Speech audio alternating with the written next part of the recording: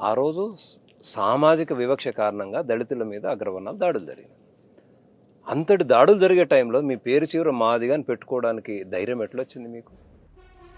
అప్పుడు నేను ఏ సామాజిక వర్గం పుట్టానో వాళ్ళ కోసం కూడా కొంత పని చేయాలి కదా. అన్యాయం జరిగిందనే ఇక్కడికి వచ్చినప్పుడు, ఇక్కడ కూడా అన్యాయం జరిగినప్పుడు నేను వీళ్ళ కోసం మాట్లాడరాదని చెప్పి ఆ మాట్లాడడం మొదలు పెట్టాలి కూడా సంఘం రావాలి. ఆ సంఘం పేరు మాదిగాని పేరుతో ఉండాలి.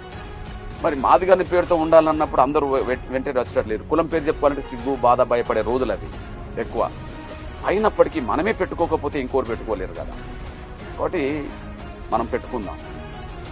చంద్రబాబు నాయుడు నాయుడు అని చెప్పుకుంటే తప్పు లేనప్పుడు, రాజశేఖర్ గారు రెడ్డి అని పెట్టుకుంటే తప్పు లేనప్పుడు, మా దేవేందర్ గౌడ్ గౌడ్ అని పెట్టుకుంటే తప్పు లేనప్పుడు, కృష్ణ మాదిగా పెట్టుకుంటే తప్పేందని ఆలోచన వచ్చేసింది. పెట్టుకునే పోదాం. ఏ కులానికైతే గౌరవం లేదో, ఏ కులం పేరునైతే చిన్న చూపు చూస్తుందో, ఆ కులానికి గౌరవం రావాలంటే, ఆ కులం పేరుతో చిన్న చూపు పోవాలంటే మనమే ముందు పెట్టుకుందామని చెప్పి రెవల్యూషనరీ థింకింగ్. అది గొప్ప మార్పుకు దారితీసింది, చైతన్యం దారితీసింది. అట్లా వచ్చింది అది.